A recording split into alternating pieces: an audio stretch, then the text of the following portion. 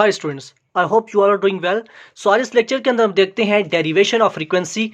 हम किस तरह से फ्रीक्वेंसी की डेरिवेशन कर सकते हैं और साथ ही हम डेरिवेशन ऑफ वेव नंबर की भी देखेंगे, क्योंकि हमने ये सीरीज स्टार्ट की है, चैप्टर स्टार्ट किया एटॉमिक स्ट्रक्चर, और हमने पिछले प्रीवियस लेक्चर के अंदर energy difference between the two orbits देखा था, और साथ में एक सुपर केमिस्ट्री ट्रिक मैंने आपको बताई थी जिसकी मदद से आप सारे एनर्जी रिलेटेड और रेडियस रिलेटेड जितने भी फार्मूलाज हैं वो आप आसानी से याद कर पाएंगे।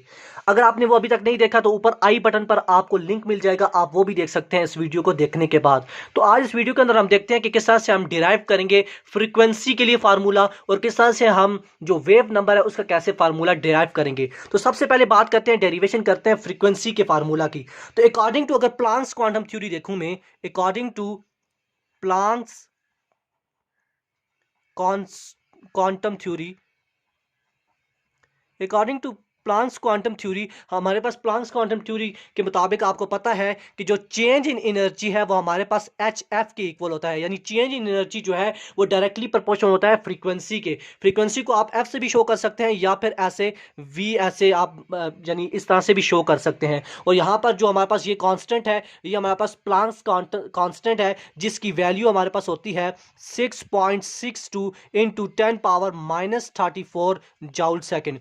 अब ये according to Planck's quantum theory हमारे पास जो एनर्जी का रिलेशन आता है फ्रीक्वेंसी के साथ वो डायरेक्ट रिलेशन आता है। अब यहाँ पर जो चेंज इन एनर्जी है उसके जो इक्वेशन है वो हमने प्रीवियस लेक्चर के अंदर जो है वो यानी उसको डिराइव किया था, वो यहाँ पर हम यूज करेंगे। वो हमने किस तरह से डिराइव किया था कि हमने इस तरह से डिराइव किया था और हमारे पास जो फाइनल इक्वेशन थी चेंज एनर्जी की वो आ गई थी।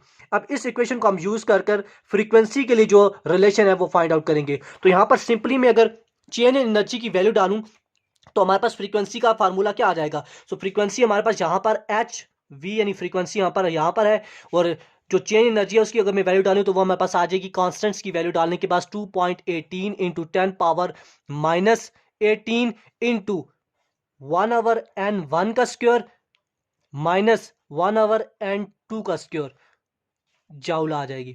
तो ये हमने एनर्जी के रिलेशन डाल दिया। अब यहाँ पर ये सारे कांस्टेंट्स जो थे, जब हमने उनकी वैल्यूज डाली तो हमारे पास ये वैल्यू आई कांस्टेंट्स की। अब यहाँ पर हमें कांस्टेंट चाहिए क्योंकि यहाँ पर एच मल्टीप्लाई हो रहा है तो यहाँ पर जाकर डिवाइड होगा, तो लिहाजा यहाँ पर हम ये जो कांस्टेंट्स की वैल्यू डाली उनको दोबारा लिखेंगे। तो वो कांस्टेंट कौन कौन से थे यहाँ पर मैं लिख लेता हूँ। हमारे पास एच वी इसी तरह से आ जाएगा। जो हमारे पास कांस्टेंट्स की वैल्यू कांस्टेंट्स है वो एम है, यानी मास ऑफ इलेक्ट्रॉन है, जेड स्क्वायर है, इस तरह से E4 है, इस तरह से 8 एप्सिलॉन नॉट का स्क्वायर है और एच स्क्वायर है, और इनटू 1/n1 का स्क्वायर माइनस 1/n2 का स्क्वायर उसी तरह से आ जाएगा। अब यहाँ पर ये कांस्टेंट्स है। अब यहाँ पर क्योंकि h मल्टीप्लाई हो रहा है तो यहाँ पर जब लेके जाएंगे तो ये इसके साथ आके डिवाइड होगा, और डिवाइड के अंदर भी एच स्क्वायर है तो उसके साथ मल्टीप्लाई होकर हमारे पास एच क्यूब बना देगा। तो जो फाइनल हमारे पास फ्रीक्वेंसी का रिलेशन आएगा, जो फार्मूला आएगा वो आएगा frequency is equal to M Z square E4 divided by 8 epsilon naught का स्क्वायर और एच क्यूब आ जाएगा, क्योंकि यहाँ पर मल्टीप्लाई हो रहा था, यहाँ पर आके डिवाइड हुआ और स्क्वायर के साथ मल्टीप्लाई होकर वो एच क्यूब हो गया, और इनटू 1/n1 का स्क्वायर माइनस 1/n2 का स्क्वायर। ये हमारे पास सिंपली वैसे ही वैल्यूज आ गई, और यहाँ पर साथ हम यूनिट लिखेंगे, और फ्रीक्वेंसी की यूनिट आपको पता है हर्ट्स हम लिख सकते हैं या साइकिल पर सेकेंड भी लिख सकते हैं। क्या लिख सकते हैं? साइकिल पर सेकंड भी हम उसको लिख सकते हैं। तो ये दो यूनिट्स जो हैं आपकी फ्रीक्वेंसी को वो भी पता होना चाहिए कि एक हर्ट्ज यूनिट है या फिर हम साइकिल पर सेकंड भी कह सकते हैं। तो ये इस तरह से आपने सिंपली डिराइव कर लेना है फ्रीक्वेंसी की इक्वेशन, अगर आपको क्वेश्चन में पूछ लिया जाए। अगर कंपिटिटिव एग्जाम के अंदर कोई क्वेश्चन आ जाए तो सिंपली जो हमारे पास चेंज इन एनर्जी यानी डिफरेंस इन एनर्जी का जो फार्मूला है वही आगे आप यूज करेंगे। पीछे सिर्फ आपने कांस्टेंट्स के अंदर ये चेंजिंग करनी है कि एच स्क्वायर की जगह पर आपने एच क्यूब का जाना है। तो ये सारा फार्मूला जो है चेंज इन डिफरेंस यानी डिफरेंस इन एनर्जी के बजाय हमारे पास फ्रीक्वेंसी का बन जाएगा। तो इस तरह से आपने सिंपली जो है डेरिवेशन कर लेनी है फ्रीक्वेंसी की। अब हम करते हैं डिराइव करते हैं किसको? अब हम डिराइव करते हैं यानी किस तरह से आप डेरिवेशन करेंगे वेव नंबर की। तो वेव नंबर के लिए यहां पर हम एक नया पेज यूज कर लेते हैं। तो यहां पर हम लिखते हैं डेरिवेशन ऑफ वेव नंबर। अब यहां पर आपने गौर करना है कि किस तरह से मैं इसकी डेरिवेशन भी करूंगा। तो वेव नंबर की डेरिवेशन करने के लिए हम फ्रीक्वेंसी के साथ इसका रिलेशन देखेंगे।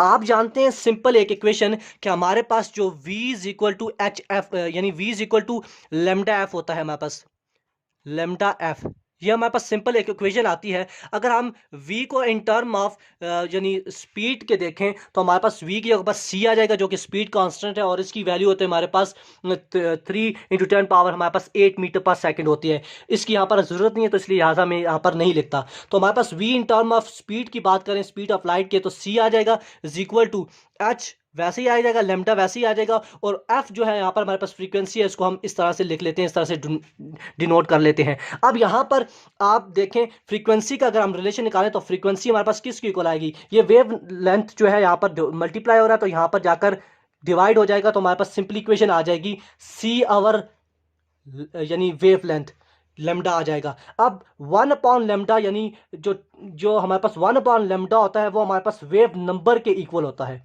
तो लिहाजा हम जो 1/λ है इसकी जगह पर वेव नंबर लिख देंगे, तो फाइनल इक्वेशन या फाइनल जो रिलेशन आएगा फ्रीक्वेंसी का वेव नंबर के साथ वो क्या आ जाएगा, वो c और वेव नंबर आ जाएगा। वेव नंबर को आपने किस तरह से डिनोट करना है, आपने ऐसी जैसे फ्रीक्वेंसी का बनाते हैं ऐसे बनाकर ऊपर एक बार लगा देनी है, तो ये हमारे पास डिनोट करता है वेव नंबर को।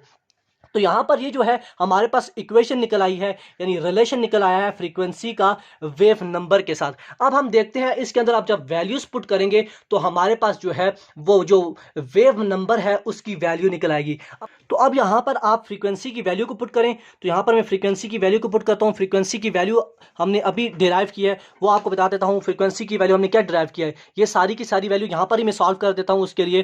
तो हमारे पास यहाँ पर इक्वेशन के अंदर क्या है, फ्रीक्वेंसी इज इक्वल टू सी यानी वो है हमारे पास, तो ये आ जाएगा v इज इक्वल टू सी, ये हमारे पास इक्वेशन है, ही है रिलेशन के बाद। अब यहाँ पर फ्रीक्वेंसी की वैल्यू ये सारी पुट करनी है आपने, तो यहाँ पर मैं जल्दी से इसको यहाँ पर लिख देता हूँ mz² e4 divided by 8 epsilon naught का स्क्वायर h³ और इनटू हमारे पास वैसे ही n1 का स्क्वायर माइनस 1/n2 का स्क्वायर जो आ जाएगा। तो ये हमारे पास आ गया फ्रीक्वेंसी का यानी वैल्यू आ गई इज इक्वल टू, अब ये जो c है और ये वेव नंबर है, अब ये जो c है यहाँ पर मल्टीप्लाई होगा, तो नीचे जो आप नेक्स्ट स्टेप के अंदर आप क्या करेंगे, इस c को यहाँ पर हटाने के लिए इसको यहाँ पर हम डिवाइड के अंदर लेके जाएंगे, तो सिंपली हमारे पास जो वेव नंबर की वैल्यू आ जाएगी, जो वेव नंबर का फार्मूला आ जाएगा, वो हमारे पास यही सारी वैल्यू होगी जो फ्रीक्वेंसी है, लेकिन यहाँ पर आपने बस सिर्फ c के साथ डिवाइड कर देना है, तो हमारे पास वेव नंबर की जो डेरिवेशन है, जो इक्वेशन है, वो हमारे पास फाइनली आ जाएगी। तो सिंपल तरीका है,